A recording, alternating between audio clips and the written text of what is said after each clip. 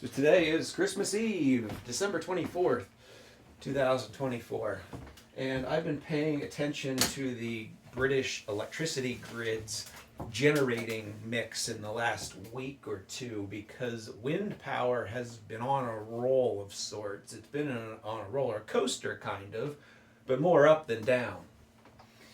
And this is pretty important to the conversation we're going to have in a few minutes about the energy transition's speed bumps, as I'm going to call them. Right? But first off, the data. We're seeing here that right now, which is 4:15 p.m. on Christmas Eve, in England and Scotland and Wales, we are getting 44.6% of our power from the wind, electricity from the wind. Okay. Biggest source in operation at the moment. Over the last day, it was 53.6, actually, no, 47.6. The last week, wind power has averaged 53.6% of British power output. In the past year, it has averaged 31.5%. It's the largest source of electricity on the British national grid. So what happened in the last couple of weeks is interesting because when I talk about wind power, especially wind power, more than any other technology, I'm always greeted with the response of, well, what do you do when it doesn't blow? Okay, well, the engineers must have never thought of that. That's an interesting question. Well, in the United Kingdom, what they do is they use combined cycle gas-fired power plants, right? Burn natural gas in a gas turbine. So we're going to make the wind artificially by compressing air and heating it up to a high temperature and shooting it through it, and just another type of turbine, right? It's still wind, it's just man-made wind. Not that that's really important to the conversation, but it's an interesting thought. In the past month, and I'm going to go to this older source here, this Templar website, which has these charts made from, looks like an old Unix graphics library or something to produce these. But this is old school stuff, but what he's doing is telling us here that in the last month we had an event between the 10th and the 14th of December where wind power went to a very low capacity factor, probably less than 10%. We were using 20 or 30 gigawatts of wind turbines, and we were only getting an average power output of 1 or 2 gigawatts. That's for the skeptics in the crowd, that's a problem, right? How do you deal with that? And I just said, the red line is gas. We made our own wind, and we turned the gas turbines, and we made up for the electricity that way. And this is where I get into the politics and the social discussion around these technologies. I do not see this as a problem, especially in the short term. Definitely not in the short term. The reality of it is this: if this blue line did not exist, you would have to generate that electricity some other way.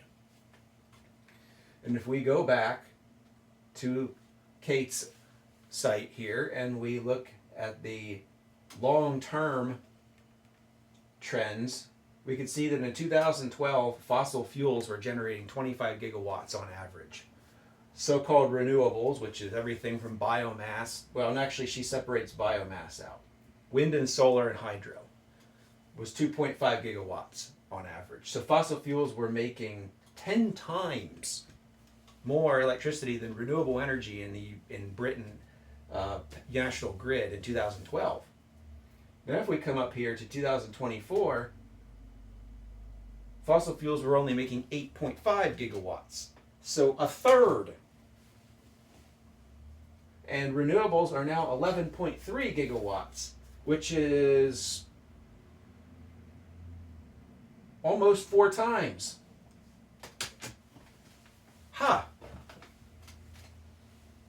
Averages are pretty nice, right?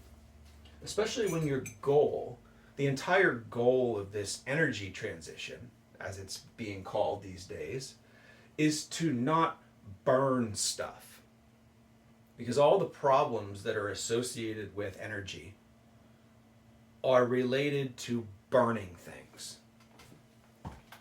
Pollution, air pollution, waste products like ash, and dealing with mining and drilling and exploring for hydrocarbons. Greenhouse gas emissions, we're putting out 36 billion tons of greenhouse gases into the atmosphere every year. Okay, all these issues are a product of setting things on fire. So what's happening here is this is setting stuff on fire, appropriately colored red, right? Fire is red. To not setting things on fire, which is the green line. It's working. Despite the fact that every once in a while, Mother Nature says you're going to have to set stuff on fire today. A big deal. And if we go back 12 years to 2012, we would see that we were setting things on fire a lot more often than we are now, because we didn't have as much capacity for producing wind power. So the situation is such that this past Sunday, I believe it was, go back here, if we look at Sunday, wind power specifically was generating an average of 21.6 gigawatts. Fossil fuels, which is only gas at this point, was only making 3.6 gigawatts. So you basically took the knob on the burner and you turned it to the low setting. Right? The reason that I'm making such a big deal about this stuff is because when we have a conversation about sustainable energy nowadays, I'm always bombarded with people basically assuming that the scientists and the engineers who set these systems up don't know what the hell they're doing. Like, they just don't know that the sun goes down at night. They just don't know that sometimes the wind isn't blowing as hard as you want it to. They don't know that sometimes it even blows too hard, which is not really that big of a deal, but it's a concern sometimes. I think it was, see if this one has it. That's daily, monthly, yearly. I need hourly, of course. I think we're past that point and I didn't take a screenshot. But anyways, at like 1:30 a.m. on, say, Sunday, wind power was generating 76% of the electricity in the national grid.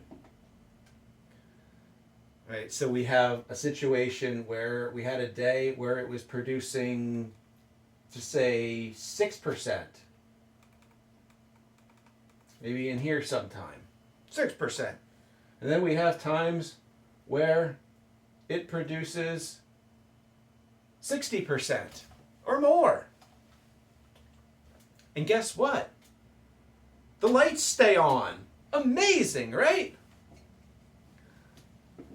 What's really, really interesting is when I see these numbers, I just sit here and you get that warm feeling inside that all of the history of people basically telling you it's not going to work, it's not going to happen, we just can't do it, it's impossible, it proves them all wrong. Here's this organization called the Reason Foundation. This is a libertarian think tank, and they were instrumental in publishing an article in 2012 called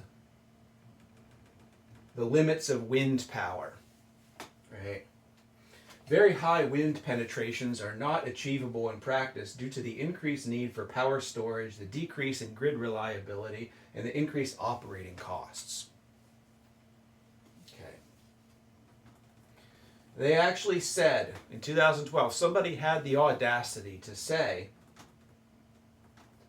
that going above 10% wind power in an electric system is not practical. 10%.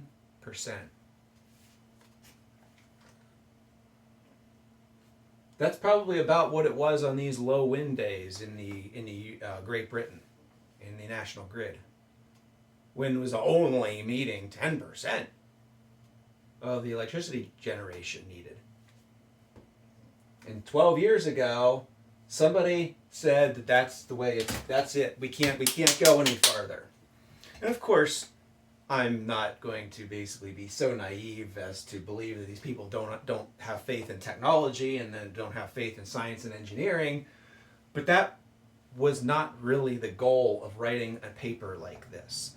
The reason that an organization does something like this is to try to slow down progress, to try to create fear, uncertainty, and doubt. And that entire concept of fear, uncertainty, and doubt is where we are today with the public's conversation around the energy transition. So let's get into my philosophy here on this subject. The reality is that, yeah, it's true. You burn stuff when the wind isn't blowing as much as you need it to. Okay, why is that? Why does that matter? If we go to all time here, we can see that up until 2020, the price of electricity in Great Britain was flat. Even though they added, they were generating 8.07 gigawatts of power from wind in 2020. They added all this wind. They went from 2 to 8. They quadrupled wind power. And they 10x'd solar power. Something like that, 10 or 7. And electricity prices stayed flat. Now, of course, the critics in the room will say, what about these big spikes? Well, of course, we had the rebound effect from the COVID pandemic. We had the fact that in 2022, Russia invaded Ukraine and drove up gas prices all over the world, and we know that gas is the marginal fuel source on a system, and the price is basically set by gas, which drove the average cost up to £199. I'm misspeaking like crazy here because we're thinking about other things. £199 per megawatt hour. And in 23, it started to come down. And then in 24, it's been 70. We cannot blame this on renewable energy, especially when wind farms are getting no subsidies like they used to back in these days. They're not getting direct subsidies, feed-in tariffs like they did in the 2010s. If you're building a wind farm in the United Kingdom, you have to compete with a contract for difference. It's very cutthroat, as we've seen the last few years. So the situation is, all right, these guys are full of themselves when they say that it's not practical because it'll disrupt the power grid, it'll make everything unstable and the lights will flicker and all those fun, ideas. We've got the idea that it's going to cost too much money, which is BS. We have the idea that it can't reduce CO2 emissions. All right, let's look at that. If we go to emissions on here, where is it? Somewhere. Here we go, emissions per kilowatt hour. In 2012, 505 grams per kilowatt hour. What is it today? 125. That sounds like a 4x decrease. That sounds like an 80% drop in greenhouse gas emissions. 80%. And these freaking guys over here in 2012 thought it could only do 10% or 9%. Do they really believe that we just couldn't do it? I don't know.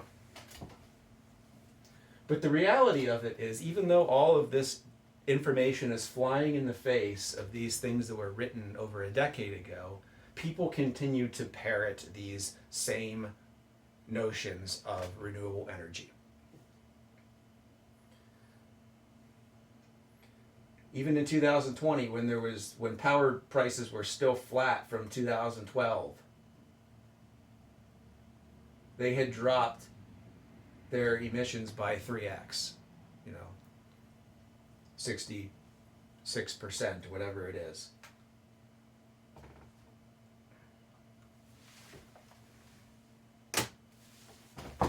Interesting. So let's get into the part 2 of this.